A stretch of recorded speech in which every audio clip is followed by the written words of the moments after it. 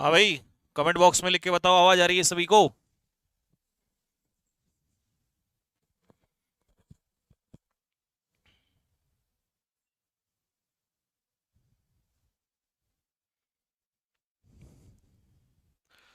Comment box में लिख के बताओ भाई फटाफट जल्दी से, क्या मेरी आवाज सभी तक पहुंच रही है? जल्दी जल्दी जल्दी जल्दी जल्दी।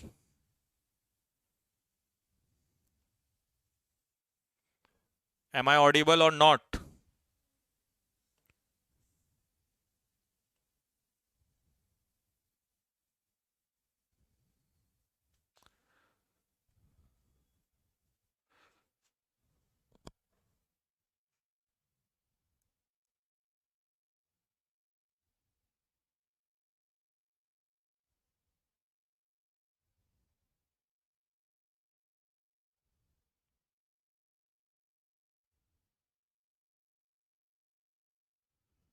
चलो, ठीक है, सब क्लियर है। आ जाओ भाई, सबसे पहले फटाफट स्टार्ट कर देते हैं।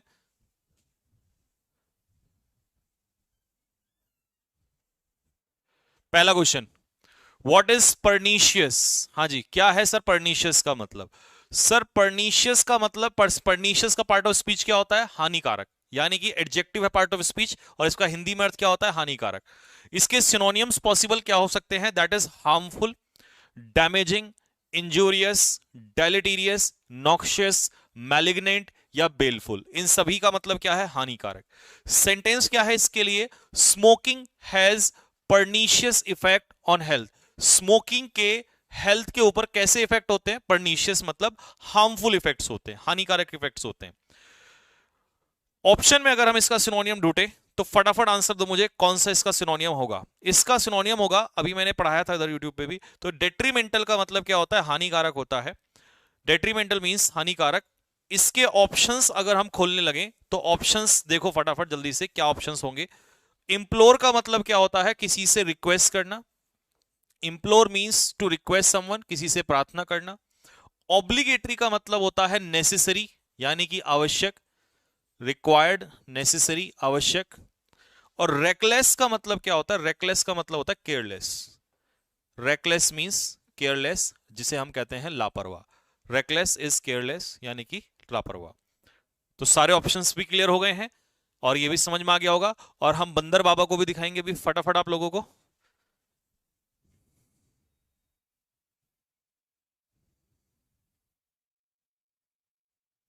हाँ, अगर हो गया हो तो डन करो, फटाफट थम्स अप मारो, फिर अगले क्वेश्चन पे चल रहे हैं हम लोग।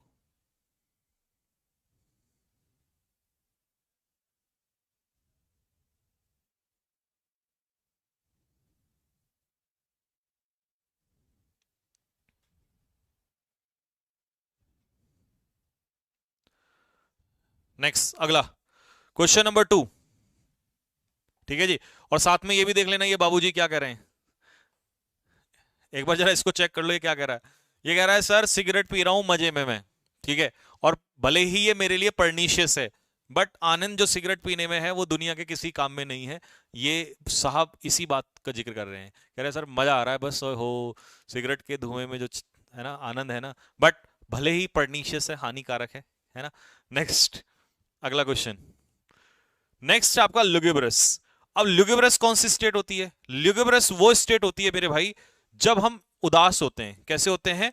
सैड होते हैं, उदास होते हैं, सैड होते हैं, निराश होते हैं, हताश होते हैं। तो उस स्टेज को हम लोग कहते हैं लुगुब्रस। ठीक है जी। तो लुगुब्रस का पार्ट ऑफ स्पीच भी क्या होता है? एडजेक्टिव होता है, और इसका मतलब होता है दुखी होना, निराश होना। मॉर्नफुल यानी कि दुखी होना, ग्लूमी दुखी होना, सैड यानी कि दुखी होना, अनहैप्पी दुखी होना, डिजेक्टेड का मतलब भी यही होता है, मोरोज मतलब भी यही होता है, और डिप्रेस मतलब भी यही होता है, निराश होना। सेंटेंस क्या है? राखी जब, राखी कैसी दिखाई दे रही थी? ठीक है भाई, राखी दिखाई दे रही थी निराश। कब? जब उसका दिल टूट गया। दिल नहीं टूटा, दिल किस लिए टूटा? नालायक को, कैसे टूटा उसका दिल? जब वो पास नहीं हो पाई तो उसका दिल टूट गया, और वो उस समय कैसी लग रही थी हमें?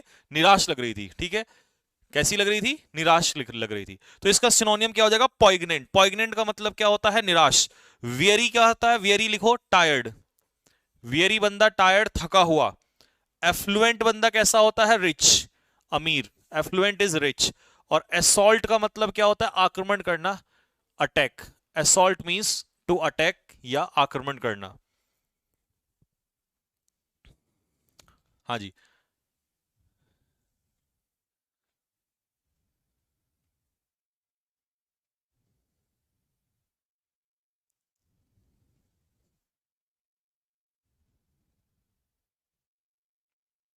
हो गया भाई। नेक्स्ट, अब इसके लिए हम पिक्चर देखें तो इसके लिए पिक्चर हमारे पास क्या है, ये भाई साहब बैठे हैं, ठीक है, ये चिंटू 5 साल का है, ठीक है, इसकी महिला मित्र ने इसको धोखा दे दिया, ठीक है, और ये जाके अपना चुपचाप बैठ गया। इस समय ये कैसे मूड में है, लुगुबरस मूड में है, निराश है। ये कह रहा है मुझे अब दुनिया से कोई परवाह नहीं है ना। और ये वो वाला गाना कौन था ना, तेरी कौन सा वाला गाना था वो, हनी सिंह का एक गाना था, मेरे को याद नहीं आ रहा है ना। कैसे था यार, अब भूल गया मैं, गाने वाने इतने याद नहीं थे। तेरी गली आता सनम है, नगमा वफा का गाता सनम, तूने, है ना, कुछ इस तरीके से, अब याद नहीं आ रहा, बाद में। अगला आ जाओ, क्वेश्चन नंबर 3। क्वेश्चन नंबर 3 क्या है, इम्प्रॉम्प्ट। इम्प्रॉम्प्ट का मतलब होता है बिना तैयारी के। बिना तैयारी के जब आप किसी काम को करते हो तो उसे हम लोग क्या कहते हैं, इम्प्रॉम्प्ट कहते हैं। क्या कहते हैं साहब, इम्प्रॉम्प्ट। तो इसका पार्ट ऑफ स्पीच क्या है, ये भी एडजेक्टिव है। इसका हिंदी में मतलब क्या है, बिना तैयारी के। इसके सिनोनियम्स क्या क्या हो सकते हैं, इम्प्रोवाइज्ड का मतलब होता है बिना तैयारी के, अनप्रिपेयर्ड बिना तैयारी के, ऑफ हैंड का मतलब है आप क्रिकेट खेलने जा रहे हो और बिना तैयारी के जा रहे हो, प्रैक्टिस नहीं की आपने। एडलिब का भी यही मतलब होता है, बिना तैयारी के। अनस्क्रिप्टेड मतलब जो स्क्रिप्टेड नहीं है, और स्पॉन्टेनियस का मतलब भी होता है बिना तैयारी के। ये महिला जो है, इनको एकदम से इनके बॉस ने बोला कि मैडम आपको बिना तैयारी के स्पीच देना है। तो ये सारे लोग खड़े हो गए और ये आते ही एकदम से अचानक से घबरा गई, लेकिन इन्होंने स्पीच दिया, बट वो बिना तैयारी के दिया। सेंटेंस क्या डिजाइन किया मैंने इसके लिए, the announcement was made in an impromptu press. Impromptu press का मतलब है वो प्रेस जो तैयारी से नहीं बुलाई गई थी, अचानक से बुला ली बस ऐसे ही और बिना प्रिपरेशन के। Impromptu press conference at the airport. Airport पे मान लो आप उतरे और अचानक से आपने प्रेस कॉन्फ्रेंस बुला ली, तो आपने तैयारी नहीं की थी उसके लिए। तो इसका सिनोनियम क्या होगा, सिनोनियम मैं खोलूंगा जरूर। सिनोनियम के लिए पहला वर्ड है इरुडाइट। अब इरुडाइट क्या होता है, स्कॉलर। स्कॉलर बंदा कैसा होता है, विद्वान, ज्ञानी, नॉलेजेबल, है ना। विद्वान कैसे लिखेंगे, विद्वान लिख लेना, विद्वान अपने आप। एक्सटेम्पर इसका सिनोनियम हो जाएगा, क्योंकि एक्सटेम्पर का मतलब होता है बिना तैयारी के, ठीक है, विदाउट प्रिपरेशन। और विजिलेंट क्या होता है, विजिलेंट होता है वॉचफुल, विजिलेंट होता है सतर्क, कॉशियस या वॉचफुल, ये होता है विजिलेंट। और डेक्स्ट्रस कैसा बंदा होता है, डेक्स्ट्रस होता है स्किलफुल यानी कि निपुण। एक ऐसा बंदा जो स्किलफुल हो, जो निपुण हो, उसे हम लोग क्या कहते हैं, डेक्स्ट्रस कहते हैं।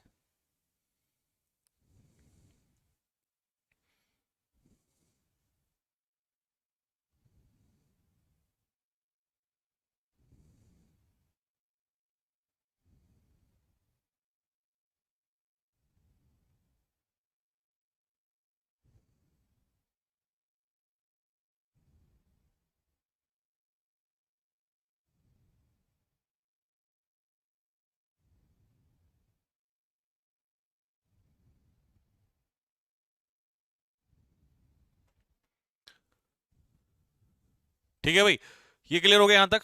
नेक्स्ट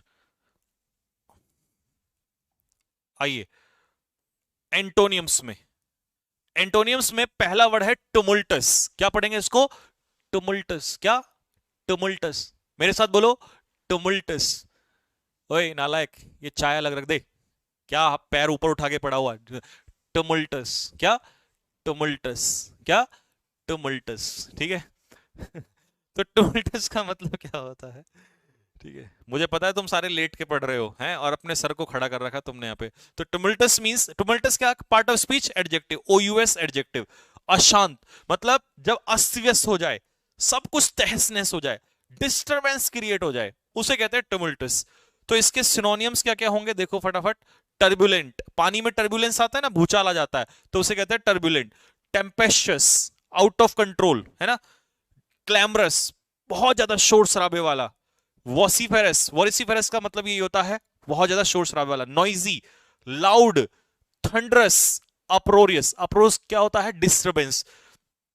ये पिक्चर देखो सुनामी की, अरे भाई साहब, पानी पूरा उथल पुथल हो रखा है बिल्कुल, है ना, तो ये टुमुल्टस हो रखा है। टुमुल्टस का मतलब है सब तबाही मची हुई है। इसका उल्टा कैसा पानी हो जाएगा? पीसफुल, शांत। शांत अपोजिट क्या करेंगे? अपोजिट ढूंढो अब इसका फटाफट। पहले सेंटेंस तो पढ़ा दूं आपको, इसका सेंटेंस क्या होगा? निधि एंड रोहित, निधि ने और रोहित ने, Nidhi and Rohit married each other, Nidhi ने और रोहित ने शादी की एक दूसरे से after a tumultuous relationship of 6 years। कितने साल रिलेशनशिप चली उनकी? 6 साल। 6 साल रिलेशनशिप चली, उसके बाद उन्होंने शादी की। और वो 6 साल रिलेशनशिप कैसी थी? टुमुल्टस, मतलब भूचाल ही भूचाल था भाई साहब। 6 साल संभाल कैसे लिए इसने? ठीक है, तो इसका मतलब ये हो गया टुमुल्टस। अपोजिट बताओ जरा, अपोजिट क्या होगा? अब इतना पढ़ा दिया, तुम अपोजिट नहीं निकाल सकते? बताओ फटाफट आंसर क्या होगा? ऑनेस्ट मतलब रेस्पॉन्सिबिलिटी।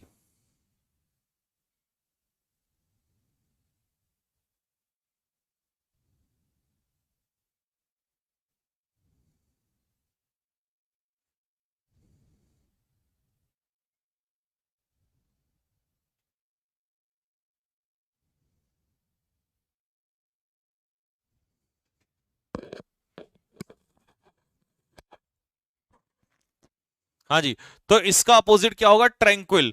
ट्रैंक्विल का मतलब लिखो पीसफुल। ट्रैंक्विल मतलब पीसफुल, शांतिपूर्ण। क्रॉनिक मतलब, क्रॉनिक मतलब long lasting. Chronic means long lasting, लंबे समय चलने वाला।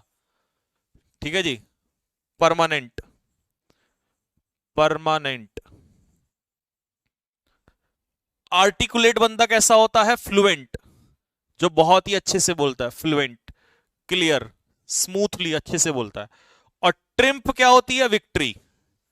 ट्रिम्प होती है जीत, विक्ट्री।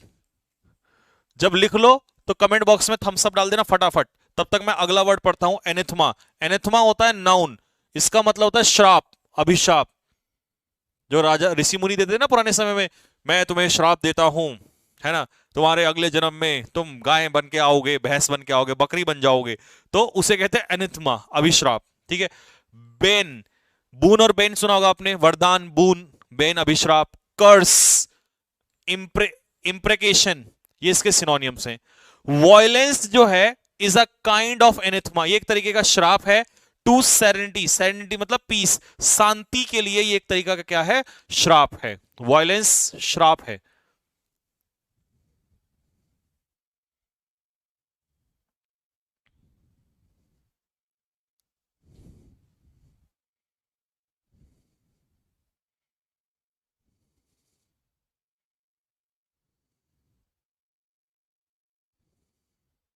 सर ये लिखी हुई पीडीएफ कब मिलेगी?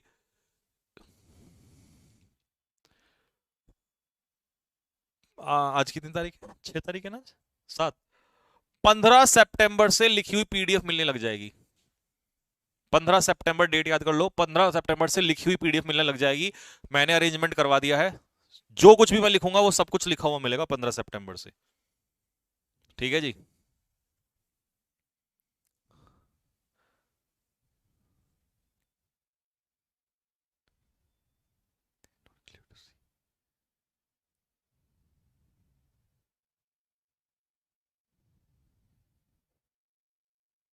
ठीक,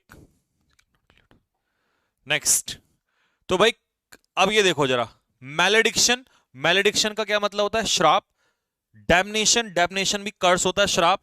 और ये है हमारे चर्च में जो वो होते हैं ना, मैं तुम्हें श्राप देता हूं, है ना। आ जाओ सिनोनियम्स में, आ जाओ फटाफट। आंसर बताओ, इसका क्या आंसर होगा? एंटोनियम बताना है। ऑप्शन क्लियर है यहां पे सारे के सारे। ये था श्राप, अब चाहिए हमें वरदान। तो वरदान के लिए ऑप्शन बताओ। फ्यूरी क्या होता है? एंगर। फ्यूरी इज एंगर, आक्रोश, गुस्सा। रेज, RAGE, रेज मतलब गुस्सा। एंटाइस का मतलब क्या होता है? आकर्षित करना, अट्रैक्ट करना। बेनेडिक्शन क्या होता है? यही इसका आंसर है, ब्लेसिंग्स, आशीर्वाद। प्रिवेलेंट क्या होता है? Wide spread. जो चीज चारों तरफ फैली हुई होती है उसे कहते हैं प्रेवलेंट, यानी कि वाइड स्प्रेड। ठीक है।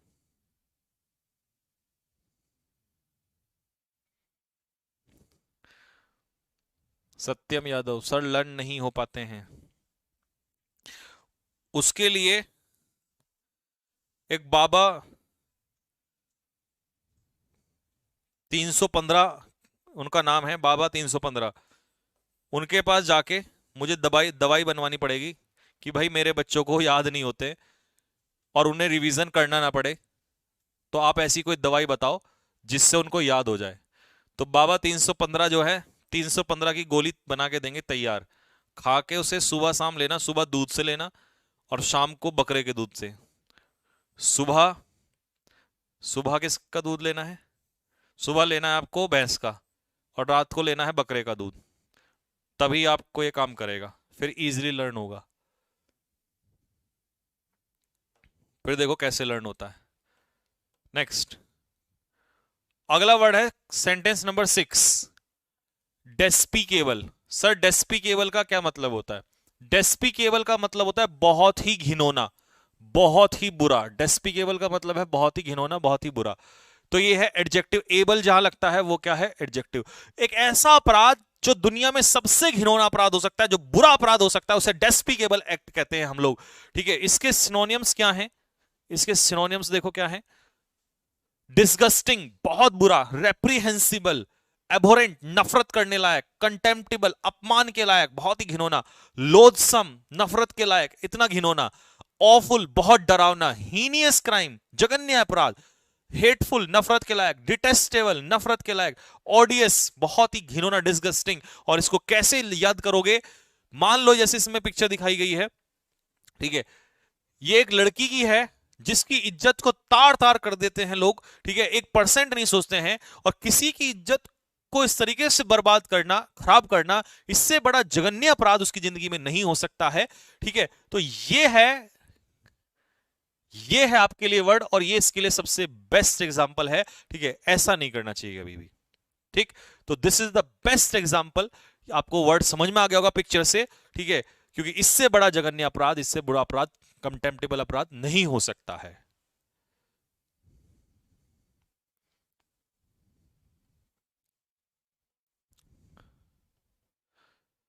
जैसे कि एक बीजेपी के एमएलए थे, उन्होंने किया था ऐसा, तो उनको पार्टी ने निकाल दिया था।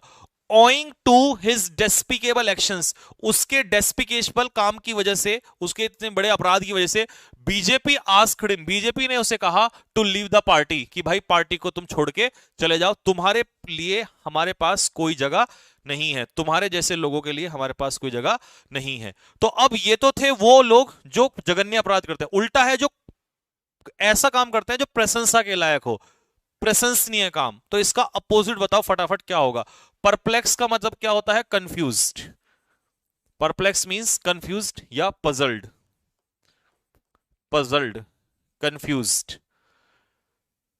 विंडिक्टिव क्या होता है? रिवेंजफुल, जिसके अंदर बदले की भावना भरी हुई हो, रिवेंजफुल। और रेप्यूडिएट का मतलब होता है रिजेक्ट, किसी चीज को रिजेक्ट कर देना, डिनाई कर देना, नकार देना। ठीक है, नकारना। तो इसका उल्टा क्या होगा? कमेंडेबल। कमेंडेबल मतलब प्रशंसनीय, प्रशंसा के लायक।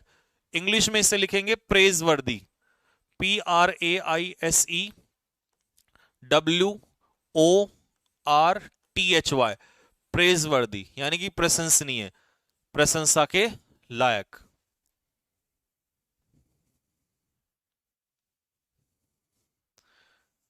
ठीक है भाई। सर वोकैब कब तक कंप्लीट हो जाएंगी? वोकैब कंप्लीट नहीं होंगी कभी भी। वोकैब तो ऐसी चीज है जीवन भर पढ़ते रहो जब तक सिलेक्शन ना हो जाए। ठीक है, पेड बैच से पढ़े या यूट्यूब से पढ़े, जहां मर्जी वहां से पढ़ो।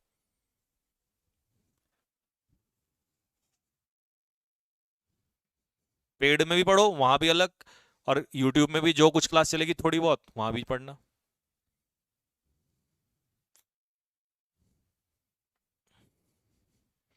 सीडीएस कोई सी में कवर कराओ? हाँ हाँ, यहीं से कवर कराऊंगा, टेंशन ना लो।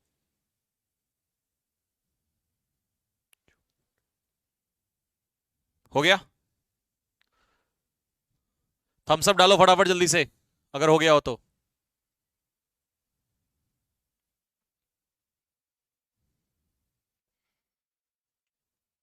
भाई अगर नोट कर लिया हो तो थम्स अप डालो फटाफट।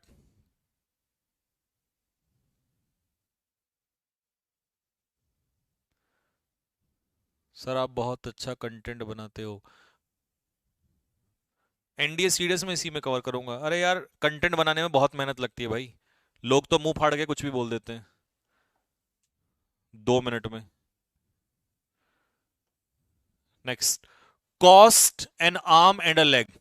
अब मान लो तुम्हें किसी चीज के लिए एक हाथ देना पड़ रहा है और एक टांग देनी पड़ रही है, तो इसका मतलब उस चीज को मत ले भाई, वो तो बहुत महंगी है, तो हाथ भी जा रहा है पैर भी जा रहा है।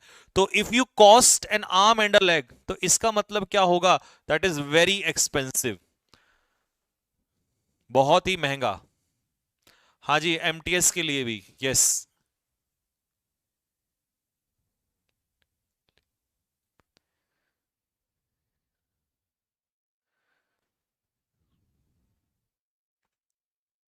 Next, give someone the cold shoulder. किसी को कोल्ड शोल्डर देना, ठीक है भाई।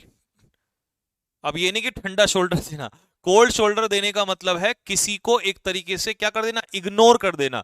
कोल्ड शोल्डर एक तरीके से फीका सा है ना, तो किसी की तरफ ना देखना। अब जैसे शादी में नहीं होता, आप कोई देख रहा है आपको, आप इग्नोर कर देते हो, यू गिव कोल्ड शोल्डर, है ना। तो दैट इज, किसी को कोल्ड शोल्डर देने का मतलब है इग्नोर कर देना। हाँ, ये ईडियम्स फ्रेजेस हैं।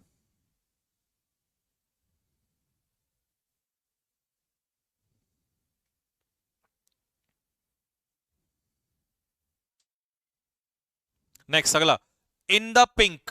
पिंक में होने का क्या मतलब है? इन द पिंक,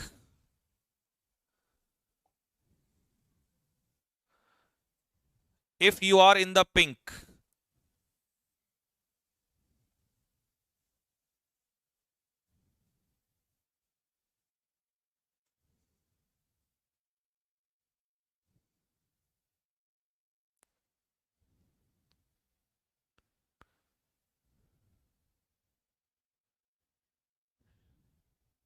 हाँ जी, इन द पिंक का मतलब क्या? इन द पिंक का मतलब होता है इन हैप्पी मूड, बहुत ही ज्यादा खुश होना। अगर आप पिंक में हैं, जैसे लड़कियां नहीं होती पिंक कपड़ा पहन के एकदम से कैसे हो जाती हैं, बहुत खुश हो जाती हैं, तो that is called in the pink. Pink में होना मतलब बहुत ज्यादा खुश होना। Next, on tenterhooks. Tenterhooks में होना, क्या मतलब है इसका? मान लो रिजल्ट आने वाला है, जैसे इंडिया और पाकिस्तान के मैच से पहले, या जब कल जब मैच हो रहा था श्रीलंका का, तो people were on tenterhooks. तो टेंटर हुक्स का मतलब होता है एंशियस, बहुत ज्यादा एक तरीके से उत्तेजित होना, एक्साइटेड होना किसी चीज को लेके, एंशियस होना।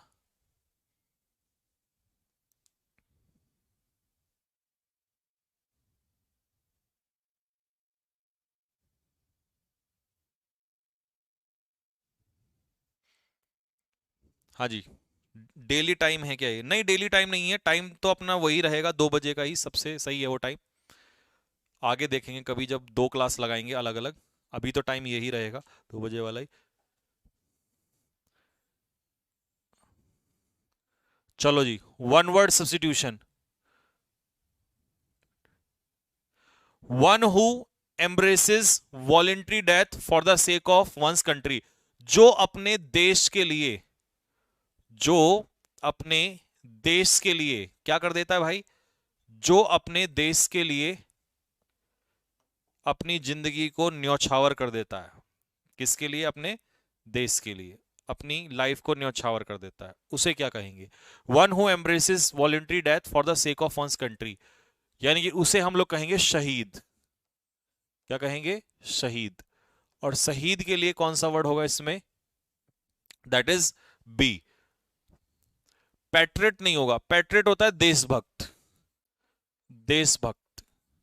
तो ये शहीद नहीं होता, ये देशभक्त होता है, जिंदा होता है। ड्वार्फ क्या होता है? ड्वार्फ होता है a person small in size, जो साइज में बहुत छोटा होता है, बोना जिसे आप कहते हैं, बोना। और फेनेटिक क्या होता है? कट्टर। फेनेटिक होता है कट्टर। जो अपने व्यूज पर अड़ा रहता है, अपनी बात पर अड़ा रहता है। फेनेटिक होता है कट्टर।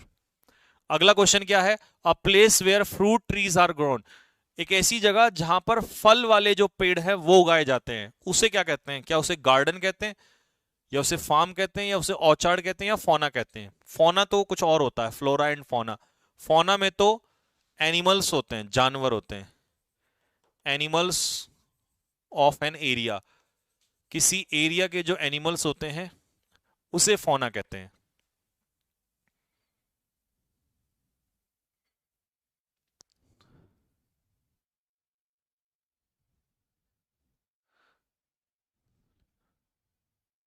ठीक है, तो place where fruit trees are grown इसे कहते हैं ऑर्चार्ड। ए इसका आंसर होगा ऑर्चार्ड। बाकी गार्डन में तो कुछ भी आ सकता है, और फार्म सबको पता है खेत होता है, उसमें फ्रूट ट्रीज नहीं होते हैं। ठीक है, फार्म तो हम खेत को कहते हैं, गार्डन हो गया बगीचा, है ना, बगीचा, और फार्म हो गया आपका खेत। नेक्स्ट, अगला क्वेश्चन क्या है? सोल राइट, जब केवल आप ही के पास अधिकार हो to make and sell some invention. मान लो मैंने कोई सामान बनाया और इसको बनाने का और बेचने का अधिकार जब सिर्फ मेरे पास हो, तो उसे क्या कहते हैं? पेटेंट, लेटेंट, एमिनेंट, क्या कहते हैं उसे?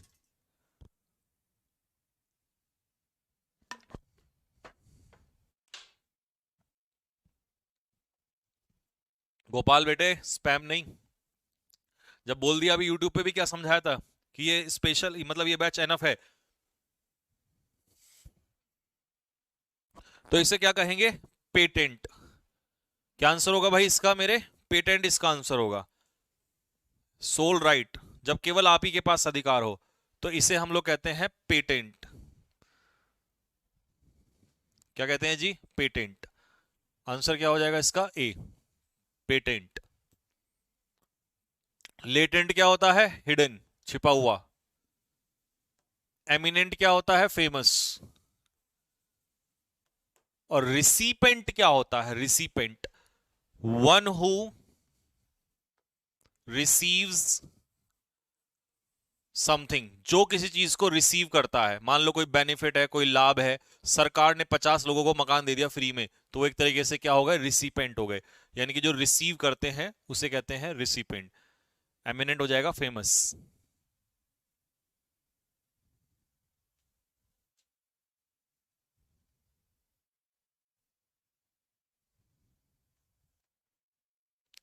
अगर हो गया हो तो फटाफट थम्स अप डालो।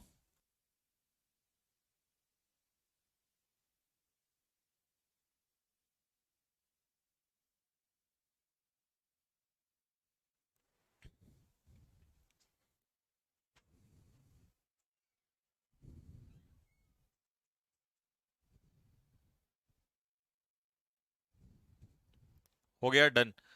मेंटेनेंस की स्पेलिंग, स्पेलिंग ऑफ मेंटेनेंस और स्पेलिंग ऑफ एडोलसेंस दोनों करो। मेंटेनेंस का मतलब होता है मेंटेन करना, रख रखाव करना। हिंदी में कहते हैं रख रखाव करना। तो कौन सी स्पेलिंग सही है? दोनों का आंसर दो। एडोलसेंस होता है जवानी, जवानी, और या युवावस्था कह सकते हो, युवा अवस्था। और मेंटेनेंस होता है रख रखाव, रख रखाव करना।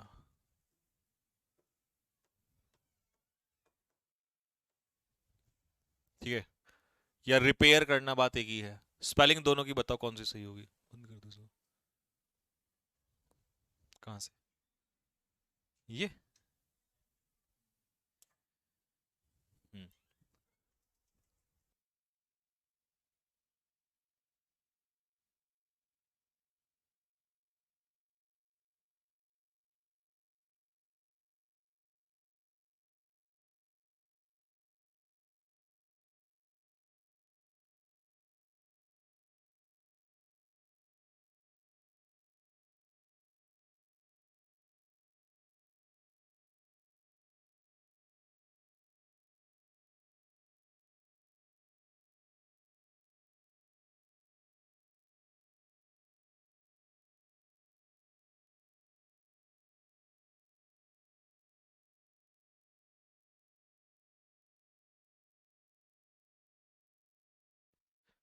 हाँ जी।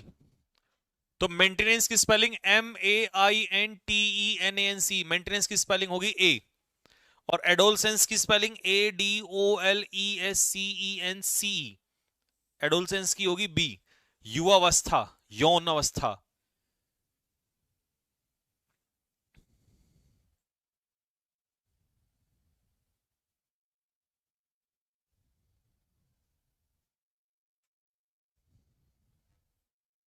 हाँ जी, नेक्स्ट अगला क्वेश्चन,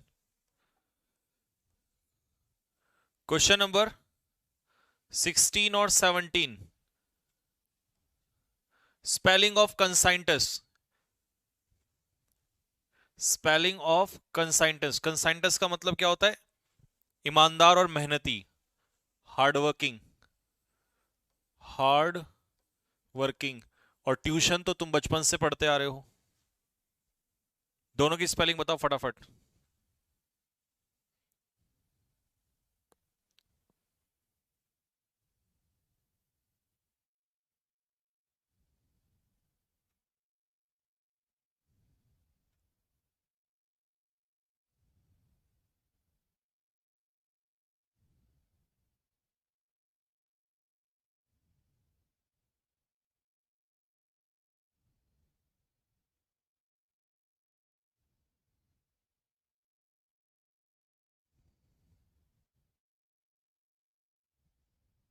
चलो, तो कंसाइंट CONSCIENTIOUS, कौन सा होगा? सी।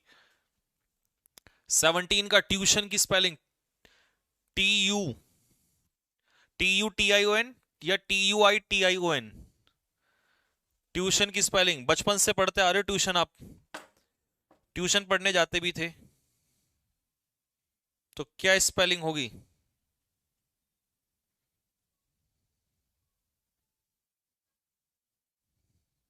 बोलो फटाफट। सी, TUITION, TUITION, ये नहीं होगी ट्यूशन, ट्यूशन, ट्यूशन नहीं, ट्यूशन नहीं, ट्यूशन, ट्यू, आई भी आएगा, ट्यूशन, TUITION। और लास्ट स्पेलिंग एरर है एक्सिलरेट। हाँ जी, एक्सिलरेट करना। तो एक्सिलरेट करने का क्या मतलब है भाई? एक्सिलरेट करने का मतलब है जॉय, खुशी मनाना, ठीक है, रिजॉइस।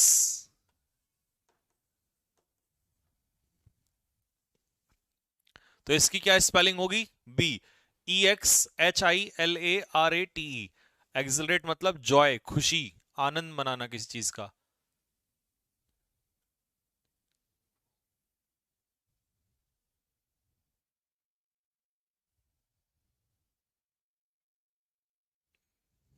बी। हाँ जी, नेक्स्ट। अब देखो क्वेश्चन नंबर 19, 20, 21 होमवर्क में है। क्यों है होमवर्क में? क्योंकि ये पहले पढ़ोगे, खुद से करोगे, तब कराने का ज्यादा मजा आएगा, तो ये होमवर्क में है आपके लिए। और PQRS जो है, PQRS भी होमवर्क में है, क्योंकि PQRS तो आप घर से ही करोगे, तभी मैं सॉल्व कराता हूं। अब आपके लिए जल्दी से फटाफट, जी जी, मजा आया, मजा आया, है ना? स्पोकन के लिए डेली 5 सेंटेंस, मतलब अरे यार सर हर दिन कुछ नया जोड़ देते हो आप। अब हर दिन आपको 5 स्पोकन के नए सेंटेंस मिलेंगे, जो आपको डेली 5 यूज करने हैं। एक दिन में 50 यूज नहीं कर सकते, लर्न कर सकते, एक दिन में 5 तो कर सकते हो। और आप सोच के देखिए, 30 दिन में अगर आपने 3 5 15 150 सेंटेंस, और 6 महीने में आप 1000 सेंटेंस, इतने तो बोलने भी नहीं पड़ते। और ऐसे ऐसे सेंटेंस जो काम के होते हैं, जो आगे चल के काम आएंगे आप लोगों को, वो सारे के सारे। ठीक है जी, जल्दी से एक बार दिल फेंक के मारो, तब मैं स्टार्ट करूंगा। मुझे भी तो लगना चाहिए कि हाँ मेहनत हुई है, तो मजा आया बात में। आ जाओ फटाफट जल्दी से।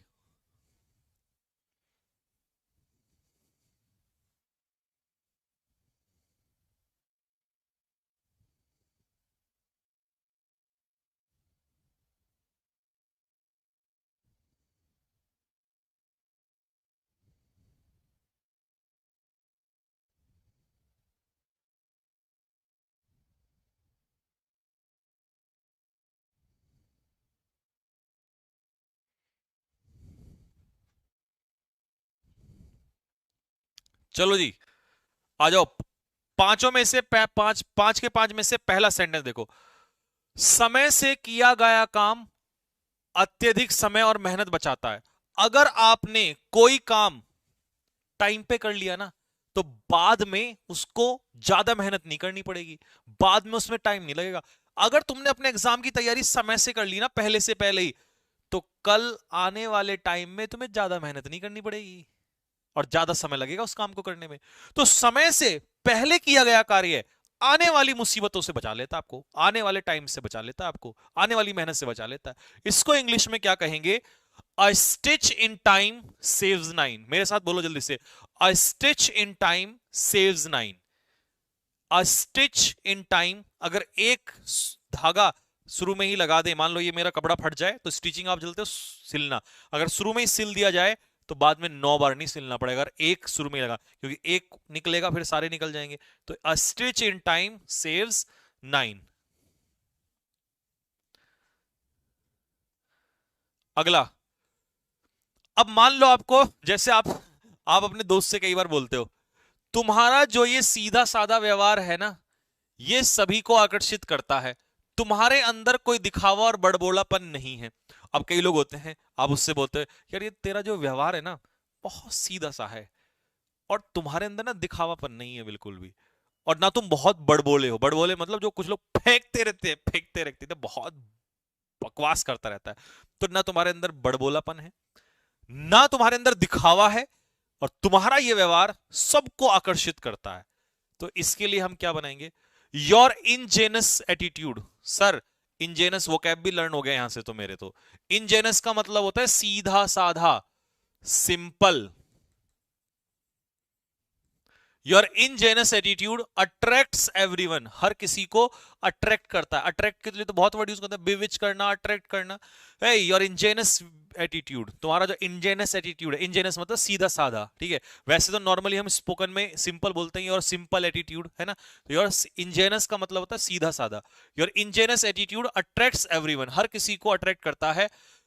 तुम इन सब चीजों से, दिखावे से दूर हो। इसका मतलब you are away from ostentation. वो कैब और अच्छे से क्लियर हो जाएगी। तुम दूर हो, यू आर अवे, तुम दूर हो, you are away from ostentation. What is ostentation? Ostentation होता है शो ऑफ। ऑस्टेंटेशन होता है शो ऑफ, दिखावा। और ब्रैगिंग क्या होता है? ब्रैगिंग, क्या डींगे हाँक रहा है, कुछ लोग होते हैं ना, बड़ी बड़ी फेंकते हैं, तो ब्रैग मतलब डींगे हाँकना, यानी कि हाइपरबोल। तो तुम तो भाई बड़बोले भी नहीं हो, मतलब बहुत बोलते फेंकने वाले भी नहीं हो। जो फेंकने वाला होता है उसे ब्रैग कहते हैं, ब्रैग करने वाला, ब्रैगिंग पर्सन। और ऑस्टेंटेशन क्या होता है? दिखावा। तो तुम्हारे अंदर दिखावा बिल्कुल भी नहीं है, ठीक है भाई।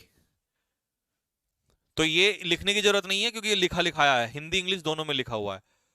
अब आपको, यार ये तो रोज यूज होता है, रोज डेली स्पोकन में डेली यूज होता है। चल नालायक, जूता मारूंगी तेरे सर में निकाल के। मम्मी क्या कहती है? बाल कटवा के आ। आप गए बाल कटवा के आए, और आते ही एकदम से बोले, मैंने अपने बाल कटवा लिए हैं। अंग्रेजी में बोलो आके, है ये क्या बोल रहा है? I have got my hair cut. ऐसा मत कर देना, I cut my hair. I cut my hair का मतलब पता है क्या है? मैंने काट लिए हैं। मैंने नहीं काटे, कटवाए, किसी से कटवाए। तो कटवाना, है ना, कटवाना, समझ रहे हो? कटवाना, मेरा कट गया है। नहीं, वो वाला नहीं। चलिए, तो मैंने अपने बाल कटवा लिए, I have got my hair cut, या ट्रिम। ट्रिम मतलब छोटे करना, ट्रिम मतलब छोटे करना। ट्रिमिंग होती है ना बालों की, ट्रिमिंग। ट्रिम मतलब, ट्रिम भी अच्छा वर्ड है, ट्रिम का मतलब भी वही होता है, कट भी कर सकते हो।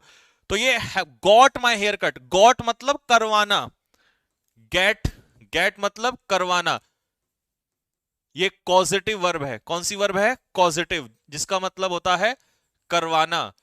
आई have got my hair cut, मैंने अपने बाल कटवा लिए हैं।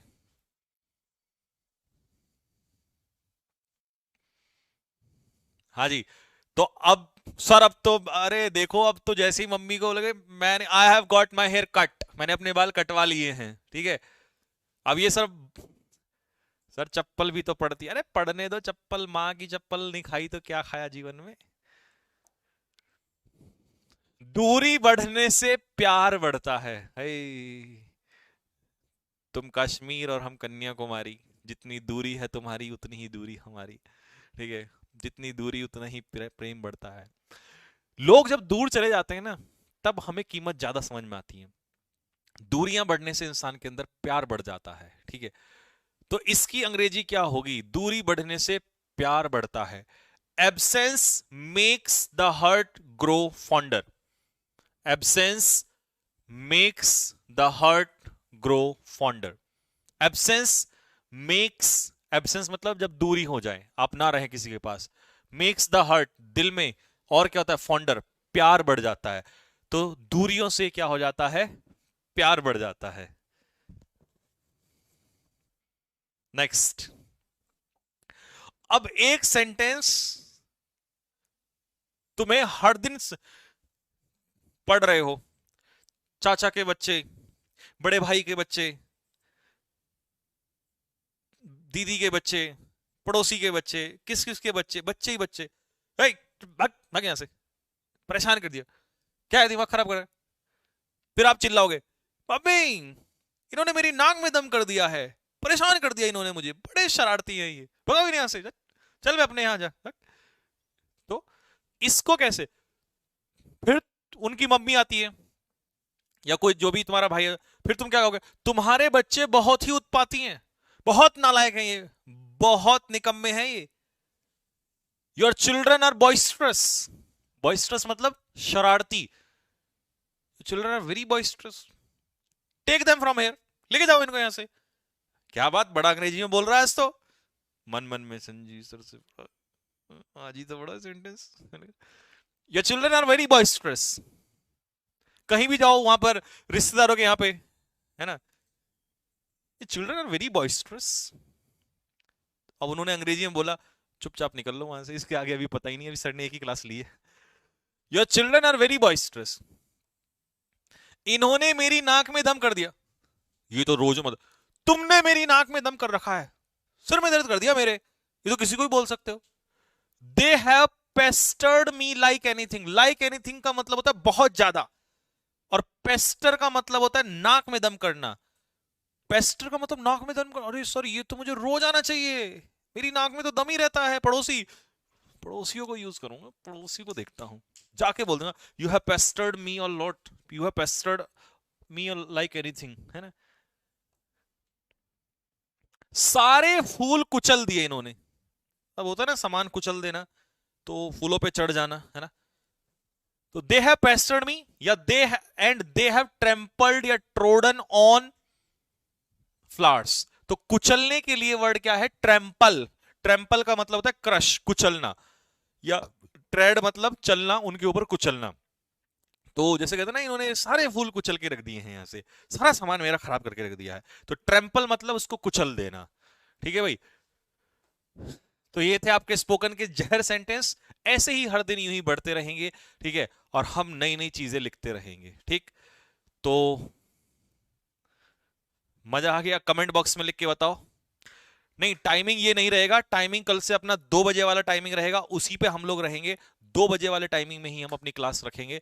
ठीक है, और यूं ही मैं नई नई चीजें बनाता रहूंगा, नया नया चीजें, और तुम्हें जब तक बैच खत्म होगा पता नहीं क्या क्या चीजें, और तुम्हारा दिल यूं गद गद गद गद गद गद गद ऐसे होता चला जाएगा। ठीक है, क्योंकि तुमने अपने सर पे भरोसा किया है, और आपको पता है भरोसा, है ना।